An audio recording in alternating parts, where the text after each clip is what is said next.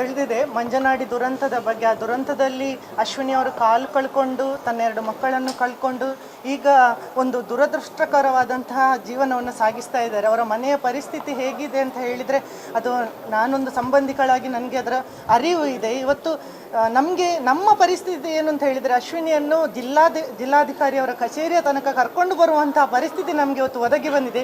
ಇದಕ್ಕೆ ಕಾರಣ ಏನು? ಇವತ್ತು ಅಶ್ವಿನಿಗೆ ಸಿಗಬೇಕಾದಂತಹ ಪರಿಹಾರ ಸಿಗ್ತಾ ಇಲ್ಲ. ಬಂದಂಥ ಪರಿಹಾರ ಕೂಡ ಅರ್ಧದಷ್ಟು ಕೊಟ್ಟು ಇವತ್ತು ಸರ್ಕಾರ ಸುಮ್ಮನೆ ಕೂತಿದೆ. ನಮ್ಮ ಮುಖ್ಯ ಉದ್ದೇಶ ಏನು ಅಂತ ಹೇಳಿದರೆ, ನಮ್ಮ ಅಶ್ವಿನಿಗೆ ಜೀವನಾಂಶ ಸಿಗಬೇಕು, ಅವರ ಲೈಫ್ ಟೈಮ್ಗೆ ಬೇಕಾಗುವಂಥ ವ್ಯವಸ್ಥೆಯನ್ನು ಸರ್ಕಾರ ಮಾಡಿಕೊಡಬೇಕು. ಅದೇ ರೀತಿ ಇವತ್ತು ಇನ್ನೊಂದು ಇಲ್ಲಿ ಮಾಧ್ಯಮ ಮಿತ್ರರ ಹತ್ರ ನನ್ನ ವಿನಂತಿ ಏನು ಅಂತ ಹೇಳಿದರೆ, ಅವರ ಮನೆ ಬಿದ್ದು ಇವತ್ತಿಗೆ ಒಂದು 7 ತಿಂಗಳು ಆಗಿರ್ಬೋದು. ಆ ಮನೆ 6ರಿಂದ 7 ತಿಂಗಳು ಆ ಮನೆಯನ್ನು ಇವತ್ತಿನವರೆಗೂ ತೆರವುಗೊಳಿಸುವ ಒಂದು ಕೆಲಸ ನಮಗೆ ಆಗ್ತಾ ಇಲ್ಲ. ಇದನ್ನು ನಾವು ಎಲ್ಲ ಪಂಚಾಯತ್ ಮಟ್ಟದಿಂದ ಹಿಡಿದು ಜಿಲ್ಲಾಡಳಿತದವರೆಗೆ ಎಲ್ಲರ ಹತ್ರ ನಾವು ರಿಕ್ವೆಸ್ಟ್ ಮಾಡಿ ಆಯಿತು, ಆದರೂ ಕೂಡ ಆ ಮನೆಯನ್ನು ತೆರವು ಮಾಡಲಿಕ್ಕೆ ಆಗ್ತಾ ಇಲ್ಲ. ಯಾಕಂತ ಹೇಳಿದರೆ ಆ ಮನೆಯ ಒಳಗೆ ಕೆಲವು ಬೆಲೆಬಾಳುವ ವಸ್ತುಗಳು ಇದೆ. ಇದರ ಬಗ್ಗೆ ನಾವು ಪೊಲೀಸ್ನವರಿಗೂ ತಿಳಿಸಿದ್ದೇವೆ, ಅದರೊಳಗೆ ಏನೆಲ್ಲ ಇದೆ ಅಂತ ಹೇಳಿ. ಅಟ್ಲೀಸ್ಟ್ ನಮಗೆ ಆ ಬೆಲೆಬಾಳುವ ವಸ್ತುಗಳು ಸಿಕ್ಕಿದ್ರೆ ಸ್ವಲ್ಪ ಅಶ್ವಿನಿಯ ವೈದ್ಯಕೀಯ ವೆಚ್ಚ ನಾವು ಅದರಿಂದ ಭರಿಸ್ಬೋದು ಅಂತ. ಈ ಒಂದು ಕೆಲಸ ಆದಷ್ಟು ಬೇಗ ಮಾಡಿಕೊಡ್ಬೇಕು. ಯಾಕಂತ ಹೇಳಿದ್ರೆ ವಸ್ತುಗಳು ಮತ್ತೆ ಎಲ್ಲ ಇದೆ, ನಾವು ಅದರ ಬಗ್ಗೆ ಮಾಡ್ತಾ ಇಲ್ಲ. ಇದನ್ನು ಒಂದು ಮುಖ್ಯವಾಗಿ ಮೊದಲು ಈ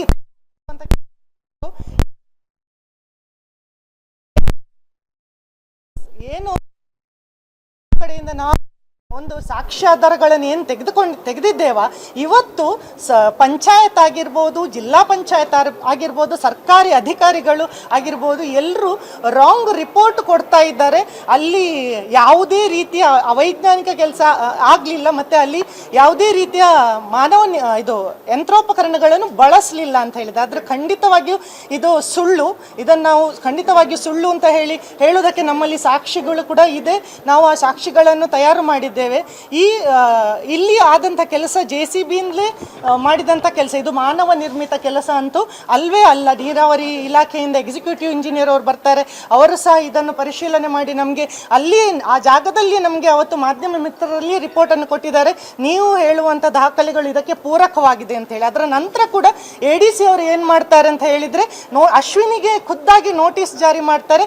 ಅಶ್ವಿನಿ ಅವರು ಖುದ್ದು ಬಂದು ಇಲ್ಲಿ ನಾವು ದಾಖಲೆಯನ್ನು ಅಂದರೆ ಅಶ್ವಿನಿ ಅವರೇ ದಾಖಲೆಯನ್ನು ಕೊಡಬೇಕು ಅಂತ ಹೇಳಿ.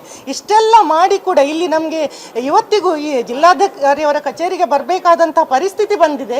ಇಷ್ಟೆಲ್ಲ ಸಾಕ್ಷಿಗಳು ಇದ್ದರೂ ಕೂಡ ಏನೂ ಆಗ್ತಾ ಇಲ್ಲ. ಸರ್ಕಾರದಿಂದ ಯಾವುದೇ ರೀತಿಯ ನಮಗೆ ಬೆನಿಫಿಟ್ ಆಗ್ತಾ ಇಲ್ಲ. ಸರ್ಕಾರ ಅಶ್ವಿನಿಗೆ ಯಾವುದೇ ರೀತಿಯ ಒಂದು ಸೌಲಭ್ಯವನ್ನು ಕೊಡಲಿಕ್ಕೆ ಯಾಕೆ ಹಿಂಜರಿತದೆ? ಅದೇ ರೀತಿ ಅಧಿಕಾರಿಗಳು ಯಾಕೆ ಸುಳ್ಳು ರಿಪೋರ್ಟನ್ನು ಕೊಡ್ತಾ ಇದ್ದಾರೆ ಎನ್ನುವುದೇ ನಮಗೆ ಇಲ್ಲಿ ಯಕ್ಷ ಪ್ರಶ್ನೆಯಾಗಿದೆ. ಯಾಕೆ